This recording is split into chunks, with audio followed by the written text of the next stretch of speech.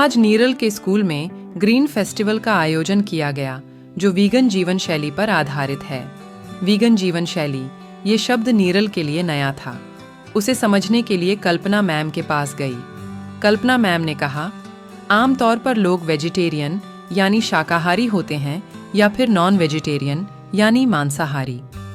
जो मांस, मछली वगैरह का सेवन नहीं करते वे शाकाहारी होते हैं और जो खाते हैं वे मांसाहारी। एक तीसरे टाइप के भी लोग होते हैं, ये होते हैं वीगन्स। विश्व की एक बड़ी आबादी जहां मांसाहार से शाकाहार की ओर बढ़ रही है, वहीं कुछ लोग वेजिटेरियन से वेगन की ओर रुख कर रहे हैं। आमतौर पर वेजिटेरियन जो खान पान अपनाते हैं उनमें से भी ये लोग काफ़ी कुछ छांट देते हैं, यानी उनका सेवन नहीं करते हैं। शाकाहारी भोजन और वीगन में अगर तुलना की जाए तो वीगन एक कदम और आगे चला जाता है। शाकाहारी लोग जहां पेड़ पौधों से प्राप्त खाद्य पदार्थों जैसे अन्न, दलहन, फल, सब्जियां वगैरह का सेवन करते हैं, लेकिन जानवरों से प्राप्त होने वाले डेयरी प्रोडक्ट का भी सेवन करते हैं। कुछ शाकाहारी लोग चिकन, मटन और मछली से परहेज तो करते हैं, लेकिन अंडे का सेवन कर लेते हैं। लेकिन वेगन डाइट में पशुओं से प्राप्त होने वाले किसी प्रोडक्ट का सेवन नहीं किया जाता है।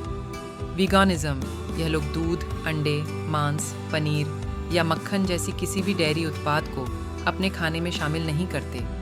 इस डाइट में सिर्फ सब्जियों ही शामिल हैं। वीगन डाइट सख्ती से केवल उन चीज़ों पर टिकी होती है जो या सीधे पौधों से मिलती हैं या प्लांट बेस्ड फूड से बनाई जाती है। एक बात और गौर करने वाली है कि वेगन डाइट में ऐसे फूड आइटम्स शामिल होते हैं जो रासायनिक पदार्थों से तैयार नहीं होते हैं, यानी ऐसे प्रोडक्ट जो बिना खाद के पैदा किए जाते हैं। इसके अतिरिक्त शाकाहारी खाद्य पदार्थों में कभी भी पशु कृषि का कोई भी प्रोडक्ट नहीं होता है, जैसे कि चर्बी, मट्ठा या जिलेटिन। इस डाइट में फल, सब्जियां, अनाज, मेवे वगैरह शामिल होते हैं। लोग नैतिकता और पर्यावरण के लिए ऐसी डाइट को अपनाते हैं।